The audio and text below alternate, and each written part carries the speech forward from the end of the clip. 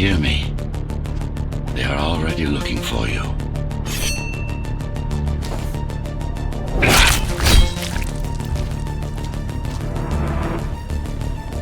Relax. Your implants are still adjusting to the software. I'm in a prison. I can calibrate only your basic protocols from in here.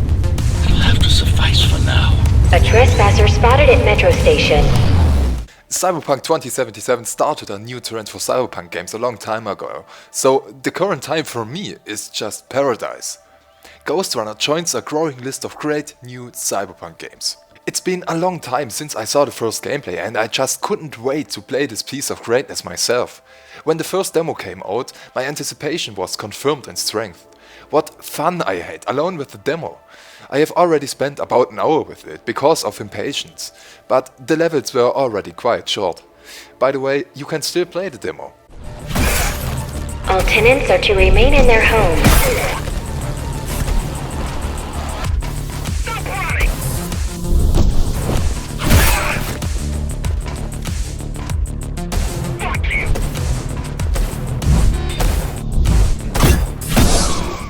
Where should I start? With the gameplay, the soundtrack, the story? Let's take the latter first. You can definitely not expect too much. If, like me, you expect virtually nothing, then you'll even be positively surprised. Because the story itself is actually not bad. Of course, that wasn't the main focus, neither for the developers nor for me as a gamer. But it's an interesting story, even if the threat is very predictable. The story and the world building only function as a framework for all our actions and our role in this world. It tells a coherent and complete story with some really interesting characters and much more interesting conversations. Above all, the architect. He is a kind of AI and sometimes acts and talks accordingly. There are always small objects in the world which contribute a lot to the lore around the Dharma Tower. So the thing we are moving in is a complete tower.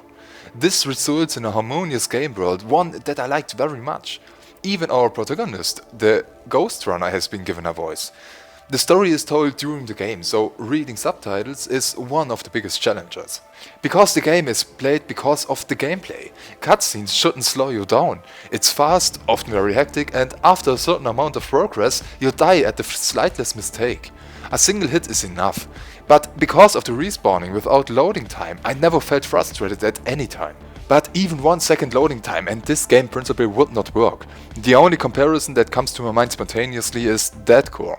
In this game you die way too often, but without loading time it's no problem. What I love about it is that if you get to a new level, you die almost immediately, and with every try you get to know the section a bit better, know where the enemies are, what kind of enemies they are, and learn little by little how to take them out one by one. At some point you get such a nice and fun flow of the game that you can't stop anymore. The wall runs, jumping between anchor points, avoiding opponents, gliding on rails. It's just wonderful. There are different types of opponents, the simples with a simple pistol in their hands, those with an automatic, those with a shield, those with teleportation, the close combat fighters, the flying robots, the standing robots, and the Japanese guys. And at some point all of them in one room, or almost all of them. That reminds me, towards the end there was a type of opponent I really hated. Little crawling kamikaze robots that explode if they get too close. I never really figured out how to defend against them. With the boss enemies you probably think similarly at times, but that quickly fades away. Oh, this is troublesome. How do I disable it? First, you should get on top. You could probably cut it down. It won't hold without the supporting cords. Now you bring up the defense system. I had no idea Mara managed to bring it back online. Amida Station security protocols compromised. Don't get it wrong, they are still difficult, but not impossible. The whole thing also has a lot to do with the fact that the checkpoints are never far apart and always set fairly. Even in 2 boss fights. Only the last fight disappointed me a bit, without wanting to go into details, but the fight was unexpectedly unspectacular. Quite a bit of speed is taken out of it when you are in the levels of cyberspace. Here it is more about simple dexterity. As much fun as I had with it, I would rather call these sections a weakness, especially at the end.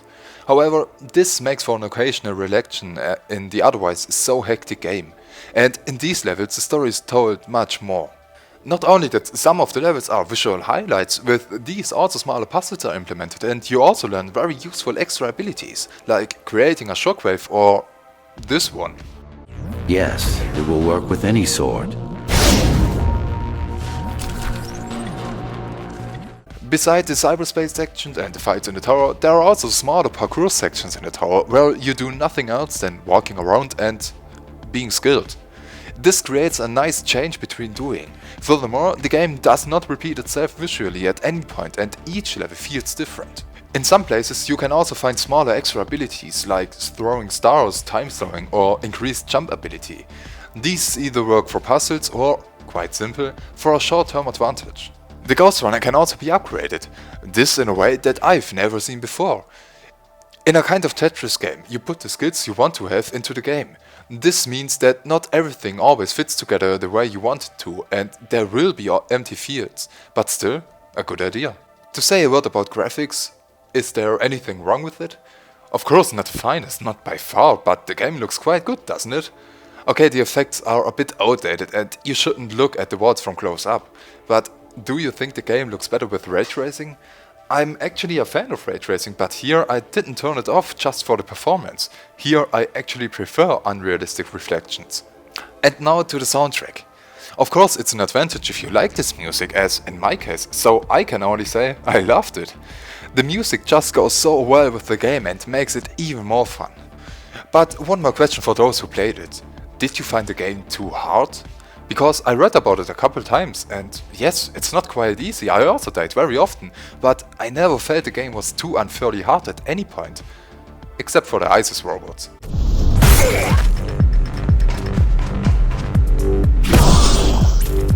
They could have just destroyed.